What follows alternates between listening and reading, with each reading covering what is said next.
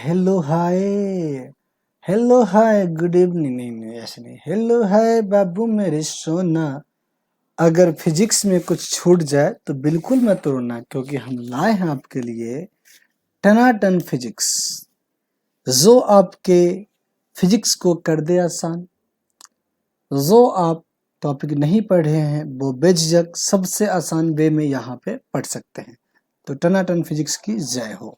सो चलिए आज अपन स्टार्ट करते हैं। कुछ टॉपिक्स बच्चे बोल रहे थे कि सर कुछ टॉपिक्स छूट गए हैं। ठीक है, कोई दिक्कत नहीं, कई सारे बच्चों का मैसेज था। So let's start. First chapter में स्टार्ट करता हूँ। पहले आप देख लें कि बोर्ड बिल्कुल तैयार है हमारा। So first chapter I am going to start physical world. एक मिनट बेटा। So first chapter today will be physical world. ठीक है, physical world. Okay, very good. So ये अगर चैप्टर आप देखेंगे तो साफ शब्दों में लिखा है आपके टेक्स्ट बुक में कि this is not for examination. ये जो चैप्टर है एग्जामिनेशन पॉइंट ऑफ व्यू से नहीं है, लेकिन इस चैप्टर में 3-4 ऐसे टॉपिक है जो काफी की पॉइंट है। पूरे फिजिक्स पढ़ लोगे फिर भी वो 4 पॉइंट्स नहीं पढ़ पाओगे, इसलिए फर्स्ट चैप्टर भी पढ़ना हमारे लिए जरूरी है। अगर हम फिजिक्स में एक अच्छे स्टूडेंट बनना चाहते हैं तो, या इन फ्यूचर आप अच्छे टीचर बनना चाहते हैं तो। सो फर्स्ट ऑफ ऑल पहली थिंग है, पहले पॉइंट कि व्हाट इज फिजिक्स। फिजिक्स क्या है? तो देखो, आप क्लास 8 से फिजिक्स के बारे में अलग से चैप्टर अगर देखोगे तो पहली बार क्लास 8 में तीनों सब्जेक्ट डिवाइड होते हैं, फिजिक्स केमिस्ट्री राइट बायो। तो फिजिक्स क्या है आपने पढ़ा होगा कि the branch of science in which we deal with natural phenomena. यही पढ़े हो, the branch of science in which we deal with natural phenomena. मैं लिख देता हूं एक बार, देखिए। The branch of science, the branch of science in which we deal with natural phenomena,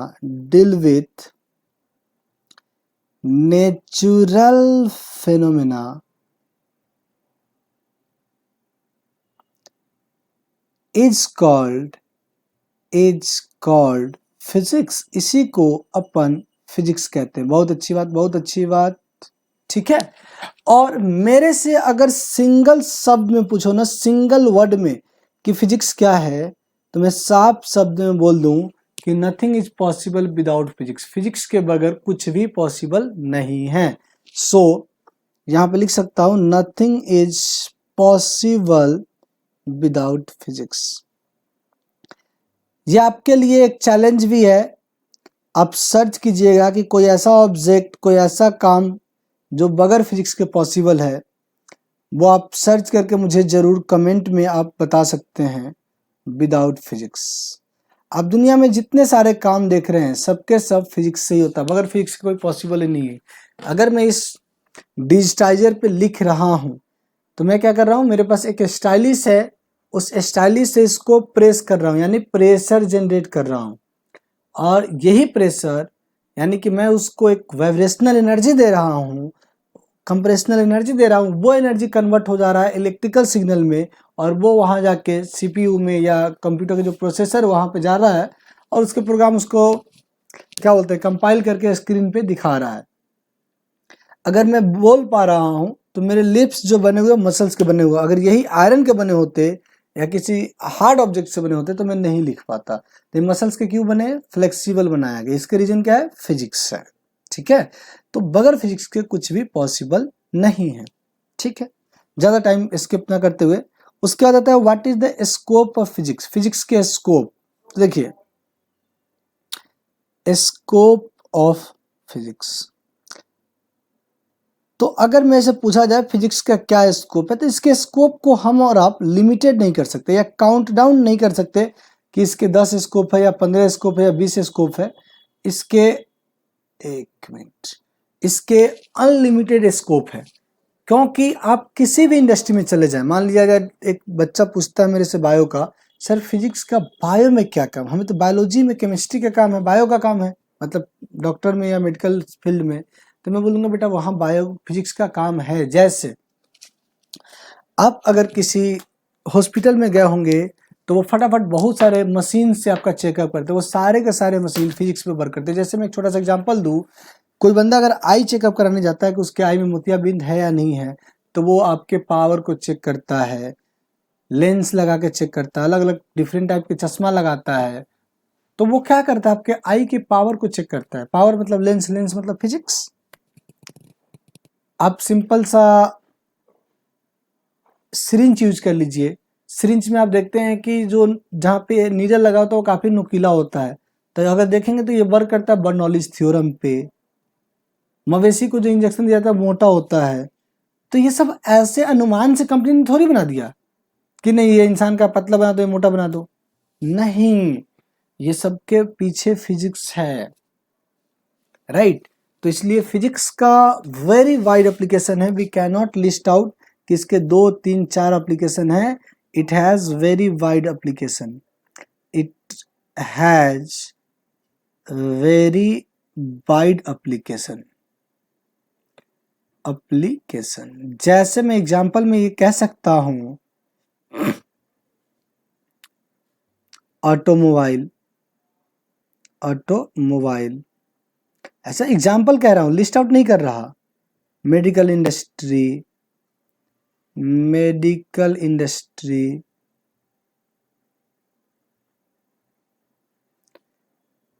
agriculture industry, agriculture industry, और ऐसे एक दो नहीं है, बहुत सारे इंडस्ट्री है ईटीसी। सो ये सब क्या है, फिजिक्स के एप्लीकेशंस है। तो कोई फिजिक्स में एक अच्छे डिग्री भी अगर अचीव कर लेता है तो उसके लिए जॉब की प्रोबेबिलिटी बहुत ज्यादा रहता है, आप कहीं भी जॉब कर सकते हैं, ठीक है। तो ये फिजिक्स की बात हुई, फिजिक्स की स्कोप की बात हुई, ठीक है। चलिए अब थोड़ा इसी में मैं आपको अभी फिलहाल मैं आपको साइंस पे ले चलता हूँ, हालांकि ये साइंस मुझे पहले डिस्कस कर लेना चाहिए था, तो फिर मैं फिजिक्स पे लेके आऊँगा। साइंस है क्या वो एक बार डिस्कस कर देता हूँ, फिर मैं आपको फिजिक्स पे रिटर्न बैक लेके आऊँगा। सो यहाँ देखिए साइंस क्या होता है, हालांकि ये पहले डिस्कस करना चाहिए था, कोई दिक्कत नहीं। साइंस तो देखिए किसी भी नेचुरल चीज को जानने की जो क्यूरियोसिटी होती है ना, दिस इज कॉल्ड साइंस। तो देखिए मैं लिखता हूं, the curiosity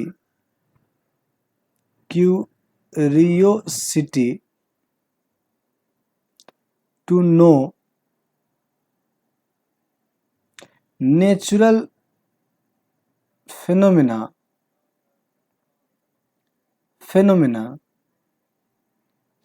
is called science. अब ये क्यों बार बार लिख रहा हूं कि नेचुरल फिनोमेना, क्या हुआ कि एक बार मैं क्लास में पढ़ा रहा था और वहां पे मैंने बता दिया कि to know anything is called science. तो एक बार बच्चा खड़ा होकर बोलता है सर मैं प्रिया के बारे में जानना चाहता हूँ, क्या ये साइंस है? तो नहीं, डेफिनेटली ये साइंस नहीं है, क्योंकि प्रिया कोई नेचुरल चीज नहीं है। तो natural thing to know sorry क्या बोल रहा था, the curiosity to know natural phenomena is called science, इसको अपन साइंस कहते हैं, ठीक है। अब बात है एग्जिस्टेंस ऑफ साइंस, साइंस कब से एग्जिस्ट कर रहा है, सुनिए, existence of science, existence of science. So science की एग्जिस्टेंस कब से है, तो आप खुद सोचिए, ये किसी चीज को जानने की जो क्यूरियोसिटी होगा ये किस में होगा, एक इंसान में ही हो सकता है, जानवर में तो हो नहीं सकता है। तो इसलिए कहते हैं अपन कि साइंस तब से है जब से इंसान है।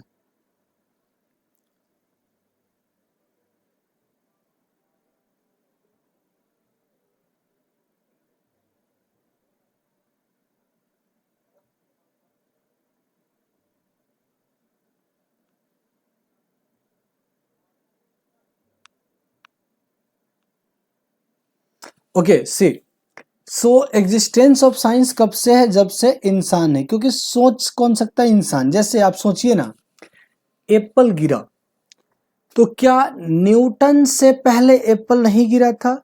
बहुत बार गिरा था, लेकिन पहले लोगों ने खा लिया सोचने के बजाय।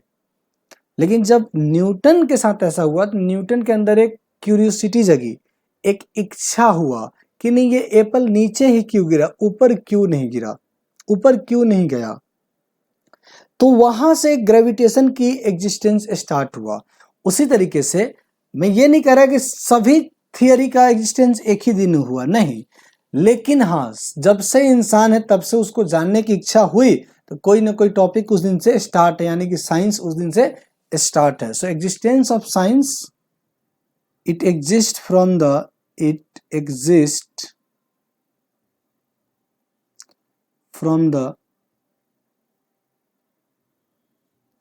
existence of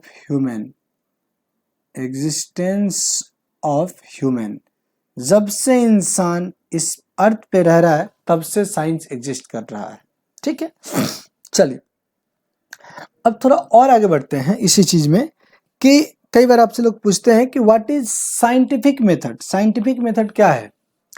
किसी चीज को जानने का साइंटिफिक मेथड क्या है, तो वो मैं आपको बता देता हूं। तो लिख लेंगे अपन साइंटिफिक मेथड, फिर उसका फिजिक्स पे अपन रिटर्न आ जाएंगे। सो सी, साइंटिफिक मेथड,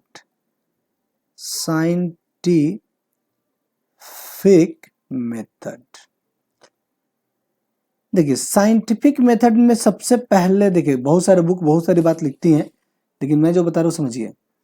पहला है क्यूरियोसिटी, फर्स्ट स्टेप क्यूरियोसिटी। अगर किसी में ये क्यूरियोसिटी ही नहीं हो, जानने की इच्छा ही नहीं हो, तो वो कैसे साइंस के बारे में सोच सकता है? जैसे बताया तो सही कि ग्रेविटेशन जो था, क्या वो न्यूटन से पहले नहीं था? अरे भाई साहब, इस सोलर सिस्टम का डेवलपमेंट और एग्जिस्टेंस ही ग्रेविटेशन है। लेकिन किसने सोचा? न्यूटन से नहीं सोचा, उसमें क्यूरियस आया। तो पहला स्टेप होता है क्यूरियोसिटी। दूसरा स्टेप होता है बेटा सिस्टमेटिक ऑब्जर्वेशन। सिस्टमेटिक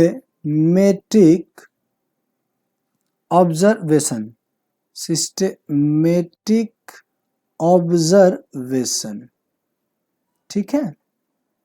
अब सिस्टमेटिक ऑब्जर्वेशन में मतलब जिस चीज की आप बात कर रहे हैं उसको एक एक, जैसे पहले आपके पास क्यूरियोसिटी आएगा, तो क्यूरियोसिटी के बाद आप ये देखोगे कि इससे रिलेटेड कौन कौन सी ऑब्जेक्ट है। जैसे ग्रेविटेशन की बात आया तो उसने सोचा कि भाई वहाँ कौन कौन प्रेजेंट था, तो वहाँ पेड़ था, एप्पल था, जमीन है, तो उन्होंने इन सब के बारे में स्टडी किया। अब ऐसा नहीं है कि वहाँ अवेलेबल ये है और चले गए कुछ हवा की स्टडी करने, नहीं, सिस्टमेटिक ऑब्जर्वेशंस आपको करने हैं। उन्होंने देखा कि एप्पल गिरा, फिर उन्होंने देखा होगा मैंगो भी नीचे ही गिर रहा है, फिर उन्होंने देखा होगा कि अमरूद भी नीचे ही गिर रहा है, फिर उन्होंने देखा होगा किसी चीज को ऊपर से छोड़ो तो नीचे ही गिरता, ऊपर नहीं जाता है। तो एक सिस्टमेटिक ऑब्जर्वेशन हुआ। उसके बाद होता है कंट्रोल्ड एक्सपेरिमेंट। यहां देखिए थर्ड होता है controlled experiment. Controlled experiment, okay. अब कंट्रोल्ड एक्सपेरिमेंट में क्या होता है कि कुछ लिमिटेड एक्सपेरिमेंट करना होता है। जैसे आप सोचिए, सिंपल सी बात है कि मुझे ये पता करना हो कि गर्मी के मौसम में कौन सा कपड़ा पहनना ज्यादा फायदेमंद होता है, व्हाइट या ब्लैक। तो इसका जवाब आप तमाम लोग जानते हैं, कि व्हाइट होता है। लेकिन सपोज दैट मैं बिल्कुल बेवकूफ हूं, मुझे नहीं मालूम, तो इसके लिए क्या करेंगे? हम एक्सपेरिमेंट करेंगे। कैसे? तो सिंपल सी बात है, जैसे एक बल्ब ले लेंगे। मान लो ये हमारा एक बल्ब है, ध्यान देना, ये एक बल्ब ले लिया हमने।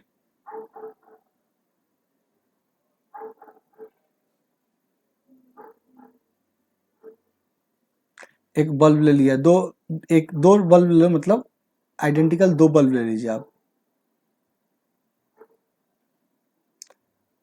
ठीक है, दो बल्ब ले लिया। अब इसको क्या कर दो? व्हाइट कपड़े से कवर कर दो, व्हाइट कपड़े से कवर कर दो। और इसको क्या कर दो? ब्लैक कपड़े से कवर कर दो, ब्लैक से। अब बल्ब को जला के 10 मिनट के लिए छोड़ दो। तो जब बल्ब को जला के 10 मिनट के लिए छोड़ दोगे तो आप खुद ब खुद पाओगे कि इसका टेम्परेचर अगर T1 है और इसका टेम्परेचर T2 है तो T2 is greater than T1, यानी कि ब्लैक वाले का टेम्परेचर ज़्यादा बढ़ा है एज कम्पेयर टू फर्स्ट वाले से। तो यहाँ से पता चल जाएगा कि गर्मी में समर के टाइम में आपको व्हाइट पहनना ज़्यादा फायदेमंद होगा एज कम्पेयर टू ब्लैक। तो इस तरह के एक्सपेरिमेंट को बोलते हैं कंट्रोल्ड एक्सपेरिमेंट। तो ये स्टेप 3 हो जाता है साइंटिफिक मेथड में, किसी मेथड को इस तरह से परफॉर्म किया जाता है। ठीक है, उसी सिलसिले में थोड़ा सा और आगे बढ़ा जाए तो अब जैसे ये हो जाता है उसके बाद एनालिसिस करते हैं। स्टेप 4 में जैसे मैं आ जाता हूं, क्वालिटेटिव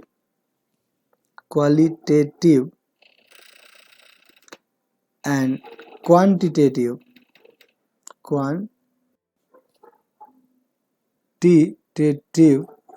रीजनिंग।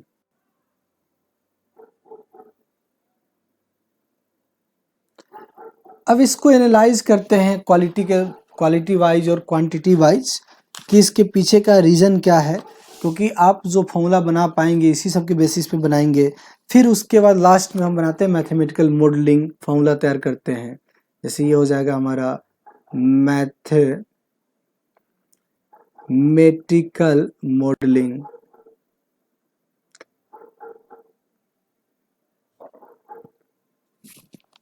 ठीक है, उसके बाद आप प्रिकॉशंस, रिजल्ट,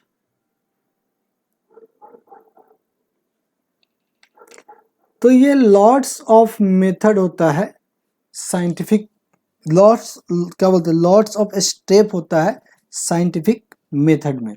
ठीक है, जैसे आप सिंपल देखिए ना, अगर मुझे दाल बनाना होगा तो दाल बनाने के लिए पहले क्या करूं मैं?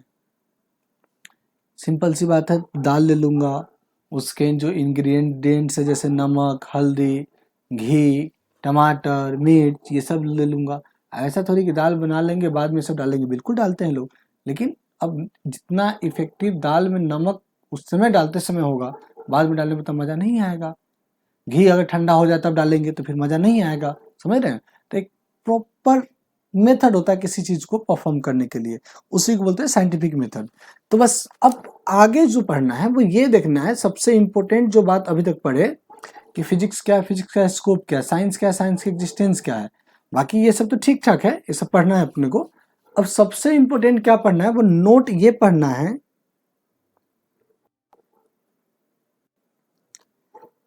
Rules and concept of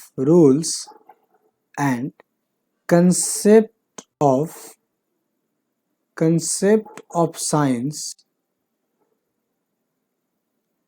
are dynamic. अब समझिएगा, rules and concept of science are dynamic.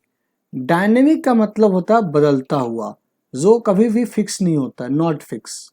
सुनिए समझिए, डायनेमिक का मतलब होता है नॉट फिक्स, जो बदल सकता है कभी भी। अब ये तो बहुत बड़ी बात हमने लिख दिया कि साइंस का जो रूल है, वो कंसेप्ट है, वो वेरिएबल है। आपको अगर सर ऐसा कैसे पॉसिबल है, हम सारी दुनिया साइंस पे चल रही है, फिर ये कैसे वेरिएबल है? तो बेटा साइंस में कोई भी चीज तब तक वैलिड है जब तक आपके अगेंस्ट कोई दूसरा कंसेप्ट एक प्रॉपर लॉजिक के साथ नहीं आ जाता है। जैसे आप कोई भी चीज किसी को बताते हो ना, तो बोलता है प्रूफ करो। प्रूफ करना मतलब लॉजिकली उसको बताओ कि कैसे आएगा, मानना नहीं है ऐसे कि हाँ ऐसा कह दिया मान लिए, नहीं, प्रूफ कर, लॉजिकली बताओ। तो आप मान लो कि बताते हो कि मान लो सपोज दैट बहुत साल पहले ऐसा हुआ भी था कि अर्थ के अराउंड सन के अराउंड अर्थ मूव करता है, बाद में आया उससे पहले क्या आया कि भाई अर्थ के अराउंड सन मूव करता है। ठीक है, अब इसको लोगों ने कुछ दिन तक माना, कुछ दिन तक लोगों ने माना, लेकिन जब यही इसके अगेंस्ट लॉजिक आया तो लोगों ने देखा कि ये लॉजिक उससे ज्यादा बेहतर है, तो उसको उन्होंने एक्सेप्ट कर लिया। तो इसलिए साइंस में कोई भी चीज फिक्स नहीं होती। जैसे छोटा सा एग्जांपल लीजिए आप, मैं आपको देता हूं छोटा सा एग्जांपल, प्लूटो को समझिए। कुछ साल पहले, अर्लियर, आज से 10-12 साल पहले, ये एक प्लेनेट था, राइट? लेकिन राइट नाउ ये एक ड्वार्फ है।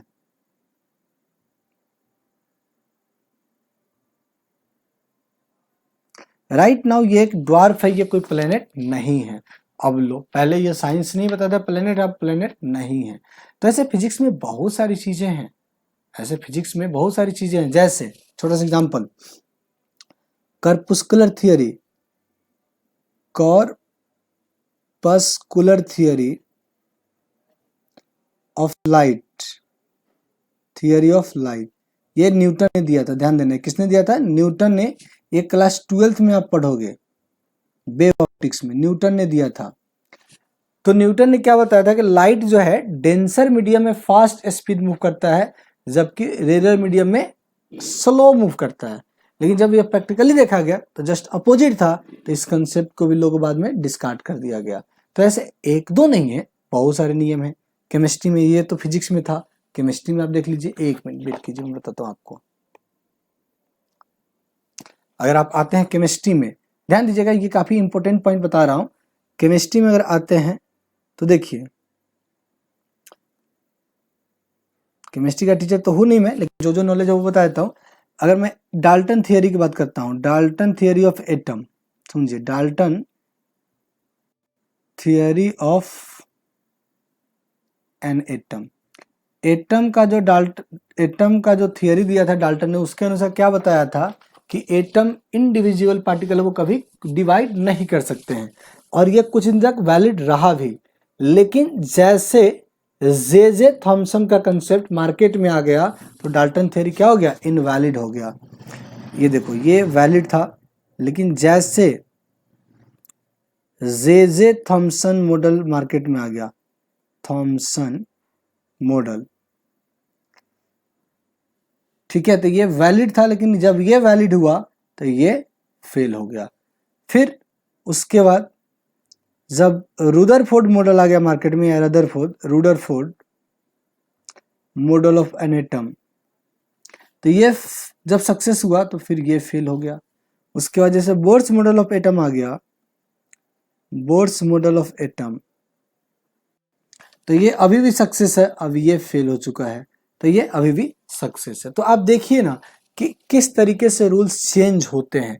तो ऐसे एक दो नहीं, बहुत सारे रूल्स चेंज होते हैं। साइंस में मैं क्या बताया कि तभी तक सही है जब तक आपका लॉजिक वैलिड है। जिस दिन आपके लॉजिक को कोई काउंटर बैलेंस कर सकता है लॉजिकली, उस दिन आपका कंसेप्ट फेल हो जाएगा। तो साइंस इज ओनली ऑब्जर्वेशन, ये एक ऑब्जर्वेशन है माय डियर, ठीक है। चलिए अब इस चीज को थोड़ा और आगे बढ़ाते हैं। तो ये बात रही साइंस का, साइंस के एग्जिस्टेंस। अब साइंस के ब्रांच जैसे होते हैं फिजिक्स, केमिस्ट्री और बायो, तो हमने सिर्फ फिजिक्स पढ़ना है, ठीक है। अब चलते हैं अपने रिटर्न फिजिक्स पे। मेन थ्रस्ट ऑफ फिजिक्स आपसे पूछा जाएगा कि मेन थ्रस्ट ऑफ फिजिक्स क्या होता है, वो एक बार समझा दीजिए। तो वो लिख लेते हैं अपन, main thrust of physics, main thrust of physics.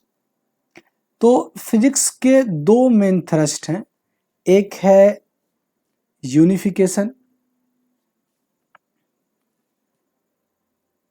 Unification, ठीक है, वन बाय वन में एक्सप्लेन कर देता हूं यूनिफिकेशन। अब यूनिफिकेशन में क्या होता है, जैसे बहुत सारे फिनोमेना को, यूनिफिकेशन एक फिजिक्स की बहुत बड़ी खासियत है कि बहुत सारे फिनोमेना को हम कुछ ही कंसेप्ट से, कुछ ही लॉज से एक्सप्लेन कर सकते हैं। तो पहले मैं लिख देता हूं, फिर समझाता हूं। Diversity of phenomena, diversity of phenomena can be explained by with the help of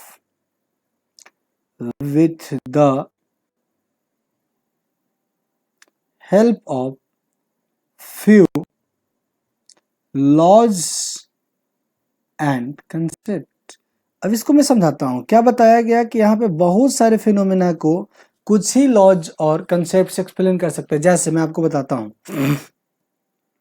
gravitation का जब डिस्कवरी हुई, ध्यान देना, जब ग्रेविटेशन की डिस्कवरी हुई तो हमें यह पता चल गया कि कोई भी ऑब्जेक्ट नीचे क्यों गिरता है। यानी कि ग्रेविटेशन ने किसको एक्सप्लेन किया, ध्यान देना, ग्रेविटेशन ने एक्सप्लेन किया फ्री फॉल को, ठीक है। कि भाई फ्री फॉल क्यों होता है, तो ग्रेविटी हर ऑब्जेक्ट को अपने तरफ खींचता है जिसके कारण फ्री फॉल होता है। फिर उसके बाद वेट आ गया, जैसे हमारा वेट है, वेट मास और वेट दोनों डिफरेंट चीज है। जैसे हम बोलते हैं 54 kg हमारा वेट है, तो वो वेट नहीं है, मास है। आपका वेट तो 540 न्यूटन हो जाएगा, अगर समझ रहे, तो वेट फोर्स होता है, तो वो किसके कारण आता है, ग्रेविटी के कारण। ग्रेविटी आपको जिस इंटेंसिटी से खींचता है, that force is called your weight, जो क्लास 9 में आपने पढ़ा होगा। तो वेट का कंसेप्ट कैसे आ गया, ग्रेविटेशन के कारण आ गया, उससे पहले हम वेट नहीं समझ सकते। फिर उसके बाद जैसे एग्जिस्टेंस ऑफ सोलर सिस्टम, की सोलर सिस्टम कैसे एग्जिस्टेंस करता है, एग्जिस्टेंस ऑफ सोलर सिस्टम, ध्यान दीजिएगा, एग्जिस्टेंस ऑफ सोलर सिस्टम ये आ गया। उसके बाद आप मोशन ऑफ, या ये कह लीजिए सैटेलाइट के मोशन को हम समझने लगे कि सैटेलाइट कैसे हम लॉन्च कर सकते हैं, सैटेलाइट मोशन, सैटेलाइट। तो इसी का रीज़न है कि आज हम कम्युनिकेशन में इतना फास्ट है, मैं आपको बोल रहा हूँ, आप मुझे देख पाएंगे, मैं आपको देख पाऊंगा, आप मुझे सुन पाएंगे, मैं आपको सुन पाता हूँ। तो ये सब किसके कारण हुआ, ग्रेविटेशन के कारण हुआ है।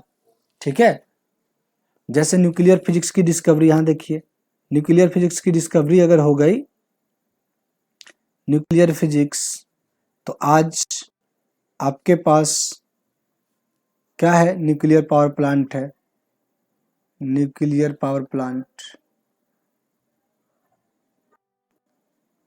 Source of energy in sun, ये आपको पता चल गया, सोर्स ऑफ एनर्जी सन में, सोर्स ऑफ एनर्जी इन सन। सन में एनर्जी कहाँ से आता है, तो आपने पढ़ा होगा कि वहां पे फ्यूजन रिएक्शन होता है, हाइड्रोजन मिलके हीलियम बनाता है, plus lot of energy release होता है, तो वो न्यूक्लियर फिजिक्स के बेसिस पे ही आ पाया। ठीक है, उसके बाद क्या बोलते हैं उसको, आप स्टेबिलिटी के कंसेप्ट को डिस्कस कर पाए, स्टेबिलिटी ऑफ न्यूक्लियस, कि कौन सा न्यूक्लियस स्टेबल होगा और कौन सा अनस्टेबल होगा। तो ये फिजिक्स की खासियत है कि कुछ ही फिनोमिना से, सॉरी, कुछ ही कंसेप्ट और लॉज से we can explain variety of phenomenas, right. So ये फर्स्ट हो गया। Second thing is reduction. So let's come on the second point, reduction.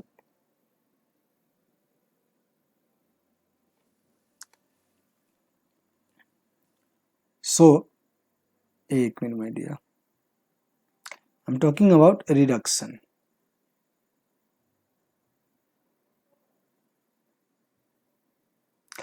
So reduction का मतलब होता है किसी चीज को घटा देना।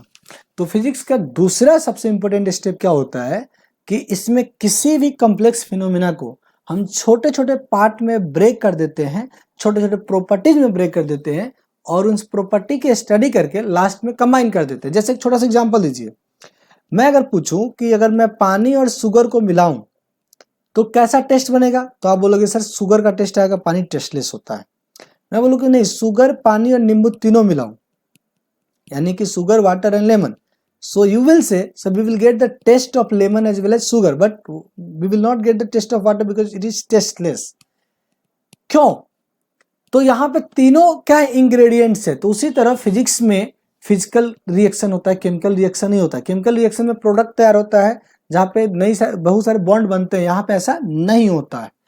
तो फिजिक्स में क्या होता है कि अगर किसी फेनोमेना की स्टडी करना है तो बेहतर है उसके प्रॉपर्टीज की स्टडी कर लो, लास्ट में कंबाइन कर लो, and this is called reduction. तो मैं लिखता हूं, यहां समझिए,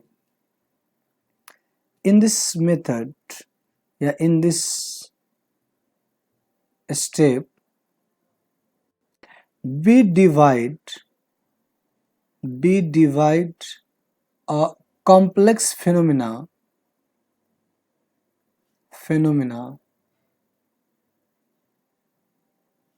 into its many properties and study them separately,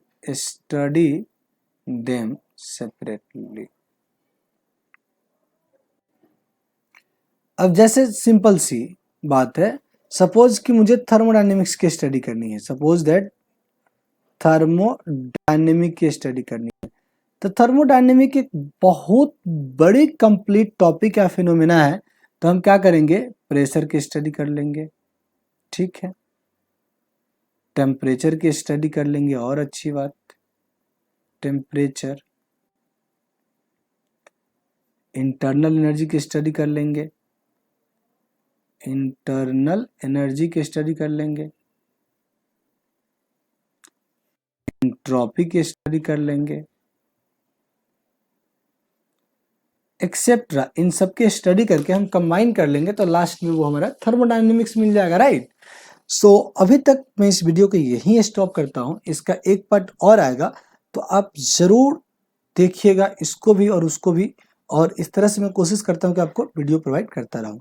सो चलिए फिलहाल मैं आप तमाम लोगों से इजाज़त लेता हूँ। जय हिंद, जय भारत, हमारी मुलाकात आपसे होगी।